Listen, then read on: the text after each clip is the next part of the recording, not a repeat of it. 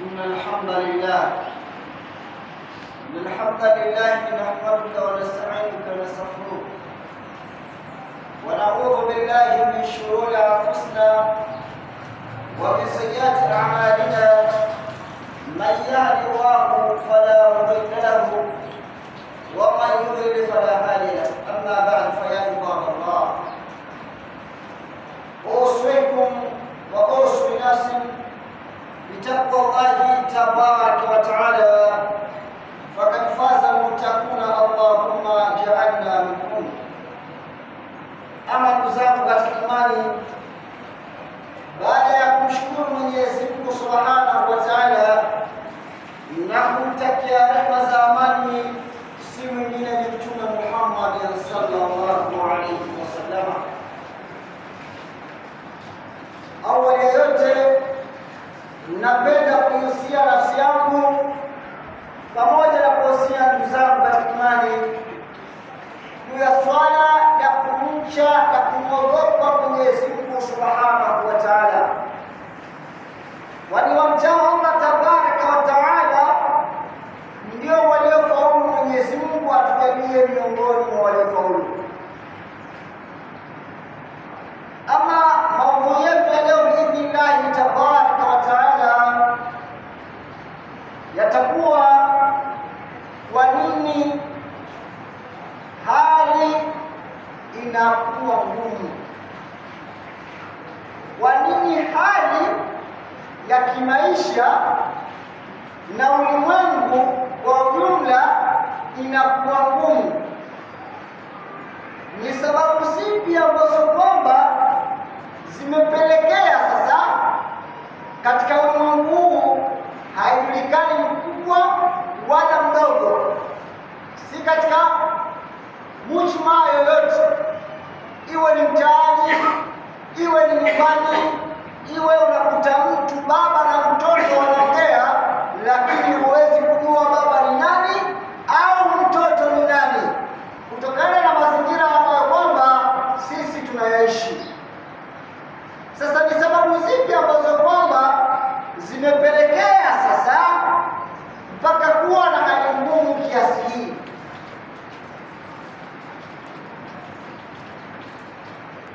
Allah Tabaraka wa Ta'ala, nukta ya kwanza tagusa nukta kama tatu.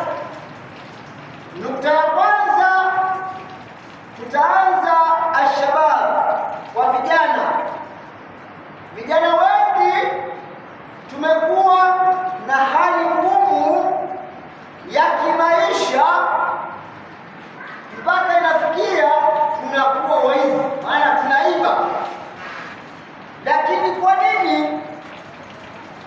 Ni kwa sababu kuna vitu tumevikosa mpaka inafikia sehemu hatua hizi zinafikia. Ni kwa sababu tumesahau kauli ya Mwenyezi Mungu Tabaraka wa Ta'ala. Jalla fi ula anatuambia ndani ya sura Al-Isra 23 mpaka 24. Angalia, Allah Tabaraka wa Ta'ala anasema wakadha rabbuka alla ta'budu illa iyyahu.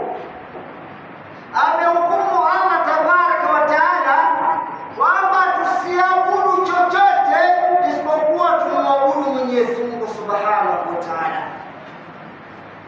Ni ibada gani ambayo tunatakiwa tumwabudu Allah Subhanahu wa Ta'ala? Bitaatihi, wa kumtii Mwenyezi Mungu Subhanahu wa Ta'ala, wa ijtinabu ma naha anhu, na kujiepusha yale ambayo Allah ametukataza kupitia Mtume Muhammad sallallahu alaihi wasallam. Mungu anatoa sharti tusiabudu isipokuwa tumwabudu yeye Allah Tabaraka wa Ta'ala. Tujiulize mimi na wewe msikilizaji katika hutuba, na mimi na wewe, sababu sisi tupelekea kuwa na maisha magumu ni zipi? Tumepewa sharti na Mwenyezi Mungu kwamba tusiabudu isipokuwa tumwabudu yeye. Tujiangalie mimi na wewe, maisha yetu yasipoenda, kuna watu tutawafuata. Badala tukae tumwambie Allah, wewe Allah, mimi ndio nakuabudu na wewe ndio nakuomba msaada, kama tunavyosema kila siku, iyyaka na'budu wa iyyaka nasta'in. Wewe Allah ndio unakuabudu na wewe Allah ndio unakuomba msaada. Kila siku katika swala tunasema haya maneno, lakini leo tunashindwa sharti ambalo au jambo linalosababisha kutupelekea na kuwa na hali ngumu, kwamba tunashindwa kumwelekea Mwenyezi Mungu Subhanahu wa Ta'ala, na tunaelekea viumbe ambavyo kwamba vimeumbwa na Mwenyezi Mungu Subhanahu wa Ta'ala. Leo yawezekana kuna mtu anaacha kwenda kutekeleza ibada kwa sababu ameajiriwa. Anakuambia bosi hataki niswali, bosi hataki nifunge kazi yake, bosi hataki nitoke ofisini kwake, kwa maana tayari ameacha sharti kwamba usiabudu isipokuwa Allah tabaraka wa taala. Hili kaliwacha. Kama umeiacha hili kwamba unaogopa kufunga ofisi ya bosi kwa sababu bosi hataki ufunge, unaacha, Allah anaona sharti la kwanza tunalishindwa. Na miongoni mwa wengi tuko hivi, hatuwezi kumtawakkali Allah, hatuwezi kumlilia Allah shida, lakini lazima kuna watu tuwalilie shida. Na ndio maana wale tunawalilia shida tunawapa ufalme, wanajiona kama Mungu. Ndio pale tunasema jamaa anadharau yule. Kwa sababu gani anakudharau? Umeshindwa kumtawakkali Allah tabaraka wa taala, na Allah kwa kule kukasirika kwamba huyu kiumbe ameshindwa kunitawakkali nini, anamtawakkali kiumbe. Allah anakuadhibu. Anakuadhibuje? Ndio hali ya maisha inatuia ngumu. Kwa dalili gani? Angalia Nabii Yusuf alayhi salatu wasalam alisemaje? Alimwambiaje Mungu? Rabbi sijni ahabbu ilayya, ewe Allah, jela ni bora kwangu mimi kuliko hivi vitu vya wanawake. Kwa hiyo Allah, nakuomba unipeleke jela. Nabii Yusuf akamwelekea Allah kumuomba Allah apeleke jela. Unataka jela? Akamchukua yule mfano, akamwambia ampelekeni jela. Akachukuliwa akapelekwa jela. Kakaa jela, angalia, kakaa jela kule amekuchoka kule. Maana amechoka kukaa kule jela. Ilitakiwa umwambie nani? Amwambie Allah tabaraka wa taala. Lakini akamwambia yule mtu miongoni mwa wale aliowatafsiria ndoto, akamwambia ukifika mwambie mfalme. Mwambie mfalme kuna kijana kafungwa huko, hana makosa yoyote. Na sisi ndio maisha yetu leo tunayoishi. Na sisi ndio maisha tunayoishi. Hatumtawakkali Allah. Kwa maana Allah amesema usiabudu chochote isipokuwa yeye. Kwa maana hata maombi yako yoyote usiombe yoyote isipokuwa muombe Allah tabaraka wa taala. Allah aliona Yusuf umejisahau. Wakati unataka kwenda jela umeniambia mimi. Leo unamwambia kiumbe ambaye ni dhaifu. Kama sisi leo mtu Sheikh, msaada wako Sheikh, nisaidie. Kama Nabii Yusuf. Mungu akasema okay sawa, hamna shida. Alipofika kule yule jamaa akafuta kumbukumbu zake. Allah akazifuta kumbukumbu zake, Yusuf akabaki jela. Kabla huyu jamaa afikisha taarifa ni kule. Subhanallah. Kumbe wakati ninakuja jela nilimwambia Mwenyezi Mungu anilete huku. Leo nataka kutoka, nimemwambia kiumbe. Asema Mwenyezi Mungu subhanaka inni kuntu minadh dhalimin. Ewe Allah, nakuomba utakasiko ni wako. Nakuomba unisamehe, nimekuwa miongoni mwa watu waovu. Je, mimi na wewe ni mara ngapi? Ni mara ngapi tunawategemea viumbe, na wale tunawategemea wanafikia sehemu ya kutudharau, kisha unalalamika jamaa ananidharau. Kumbe umeshindwa kumtawakkali ambaye ni Allah tabaraka wa taala. Alikupa sharti la ta'budu illa iyyahu, usiabudu, usiombe isipokuwa muombe Allah tabaraka wa taala. Jambo la pili ambalo linatupelekea sisi kuwa na maisha magumu, akasema wabili walidaini ihsana, na wazazi wawili wafanyie wema. Leo tunalalamika mvua yeshi, jua kali, bali tunalalamika, lakini tumerudi nyuma. Baba Allah amesema tusiabudu isipokuwa yeye. Je, tunamwabudu Mungu kweli?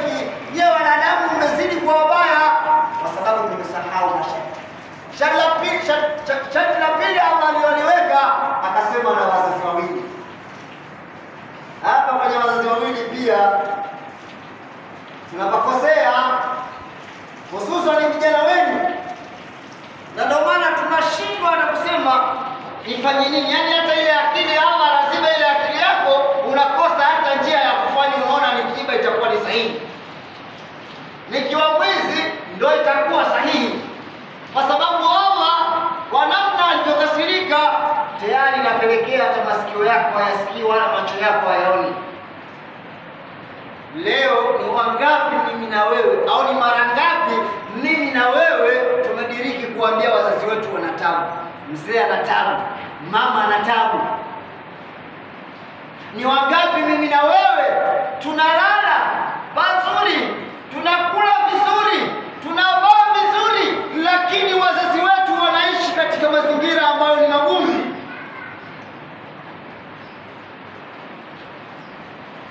Jana mmoja amwambia baba yake, nimechoka mzee, kwa kweli sasa nimechoka. Yaani wewe unaponiona nikikaa huku unajua mimi nina hela, ninakula vizuri, baba mzee mbona msumbufu? Lakini ushawahi kujiuliza kwamba kuna siku baba yako na mama yako walikosa kula, walikosa usingizi kwa ajili yako wewe? Leo mpaka mwingine anafikia kumwambia baba yake ni mchawi, mama yake ni mchawi, ndio anayemroga, mambo yake hayaendi, kwa sababu kila saa anapigia simu za usumbufu kumwomba hela. Na nishakwambia mimi sina hela, leo anipigia simu kila saa waniomba hela, wasema una matatizo. Lakini mbona maneno wakiomba hela, kutuomba hela, tuko wazi hata kukopa tuwalizishe? Kwa nini tusikubali kuwalizisha wazazi wetu? Hapa tunakaa. Jambo la pili hili Allah anatupiga pingu, mambo yanazidi kuwa magumu. Jambo la pili ambalo Allah anasababisha mambo yetu yanazidi kuwa magumu, anayapiga pingu, kwa sababu tayari tumewasahau wazazi wawili. Ndio mshairi mmoja akasema, ilam, tambua, jua na ndugu yangu, inna ridhallah, hakika radhi za Allah tabaraka wa taala fi ridha alwalidaini, zipo katika radhi za wazazi wawili. Wa jannata tahta aqdami ummahat, na pepo ya Allah iko chini ya nyayo za wazazi wawili. Hapa kuna majazi la akili kwamba pepo ya Allah ina maana zile radhi za Mwenyezi Mungu, ili Mungu akuridhie. Wazazi wako wamekuridhia. Leo ni wangapi wasalimiani na babake? Babake mzazi mtu asalimiani naye,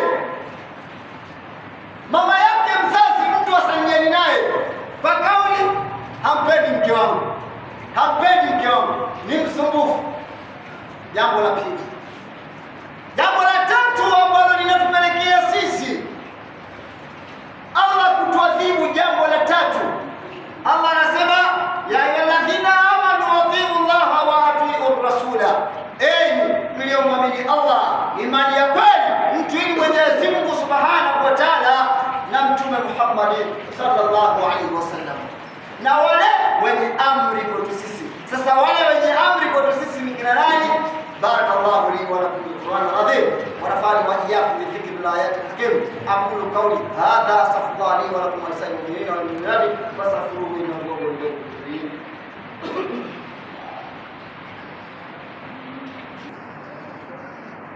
Alhamdulillahi rabbil alamin wa wassalatu wassalamu amma ba'd.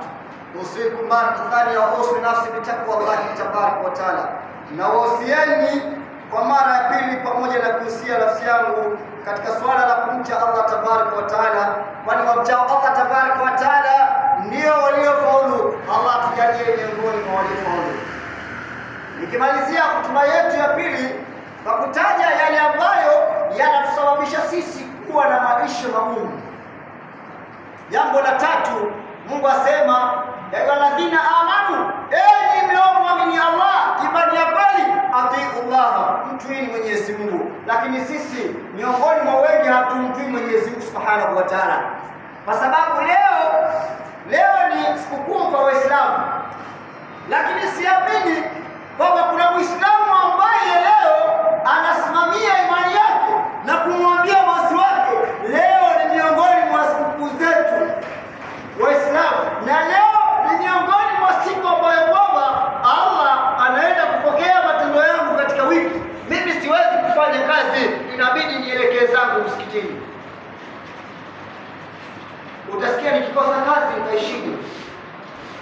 hali haitakuwa ngumu. Allah atatupa maisha magumu. Huyu sio kiongozi wa kumtii, kama Allah alivyosema, mtuini Mwenyezi Mungu na mtume wake na wale viongozi wenye amri kwenu nyinyi. Lakini viongozi ambao tunatakiwa kuwatii ni wale ambao kwamba wana taa ya Allah, katika taa ya kumtekelezea wajibu ambaye Mwenyezi Mungu Subhanahu wa Ta'ala. Lakini leo shekhe, ofisi yangu mimi sitaki ifungwe. Kama una mambo yako ya kuswali swali, tena anasema kama una mambo yako ya kuswali swali, kaswali huko, peleka huko. Kuna mtu mmoja alishawahi kutamka kauli akasema, kazi zetu na swala havihusiani.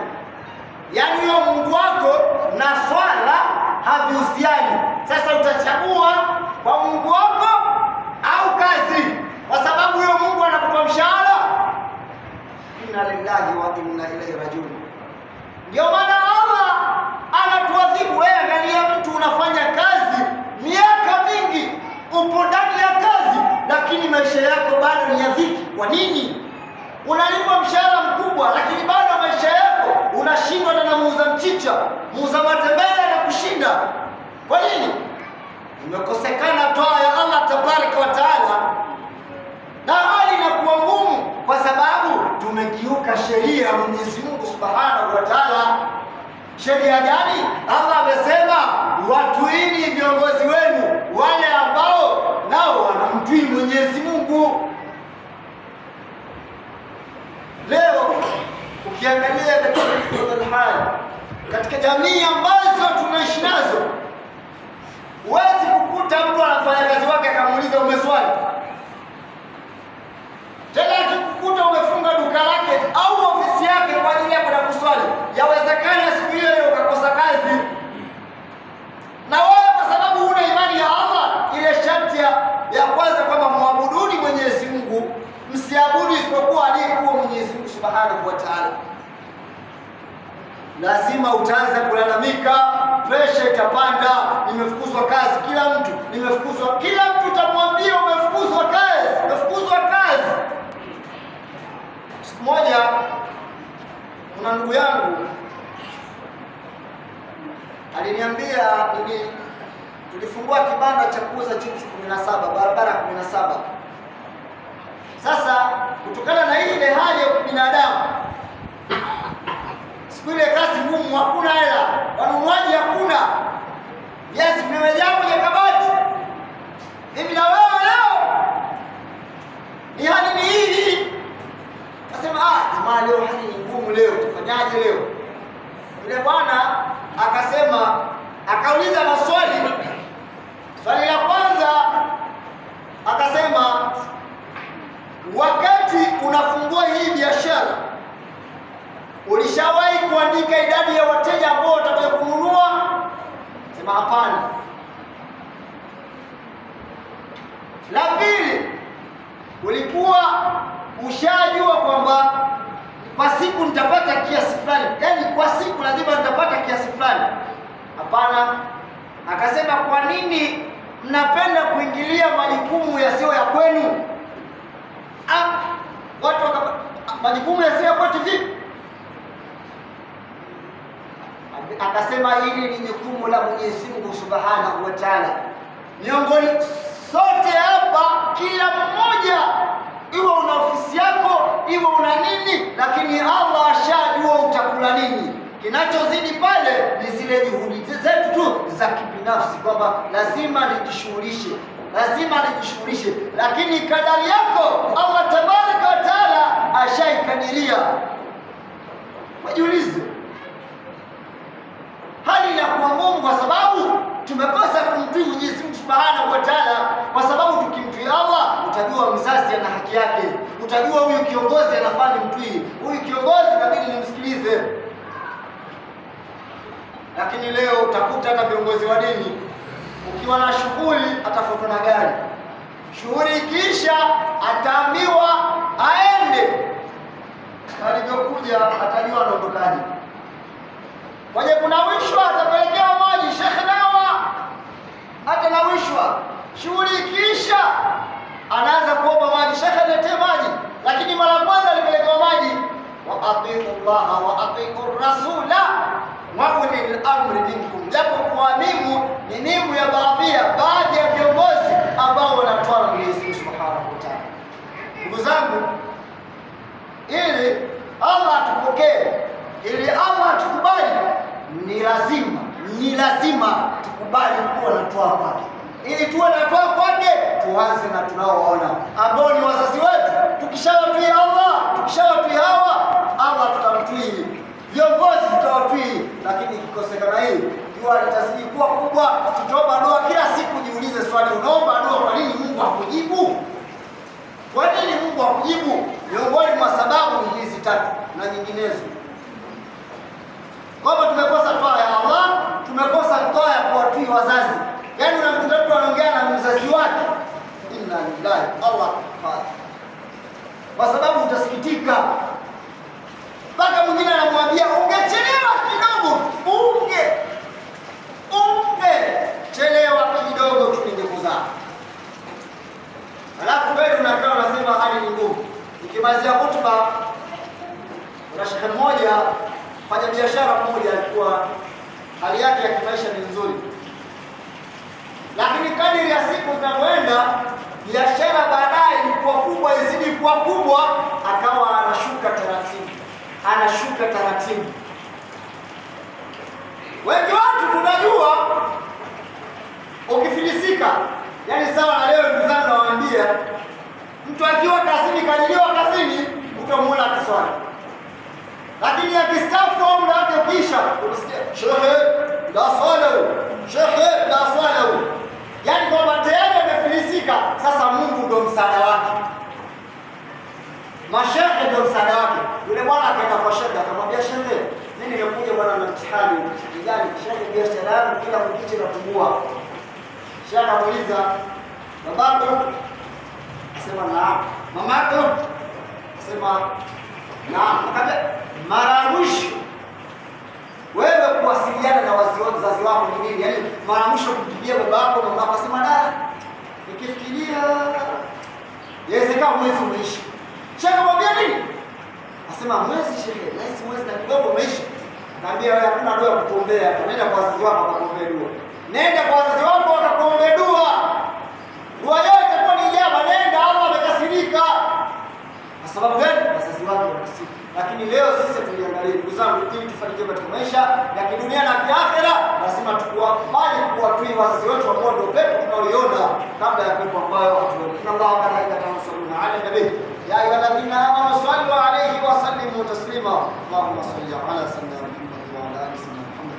Allahumma arba sayyid Abu Bakr as-Siddiq at-Taqi wa Umar Faruq an-Naqi wa Uthman az-Zubayr az-Zaki وعن باب العلم امير المؤمنين سيدنا علي بن ابي طالب الرفيع الرضي والتابعين لهم بالاحسان الى يوم الدين. اللهم اعز الاسلام والمسلمين واذل الشرك والمشركين ونكسي اعداءك اعداء الدين واشف لنا منك يا ارحم الراحمين. عباد الله ان الله يامركم بالعدل والاحسان وايتاء ذي القربى وينهى عن الفحشاء والمنكر والبغي يعظكم لعلكم تذكرون. فاذكروا الله العظيم الجليل يذكركم واشكروه على نعمه يزدكم وصلوا من فضل يؤتكم ولا ذكر الله أكبر والله يعلم ما تصنعون وأقيموا الصلاة. الله أكبر الله أكبر.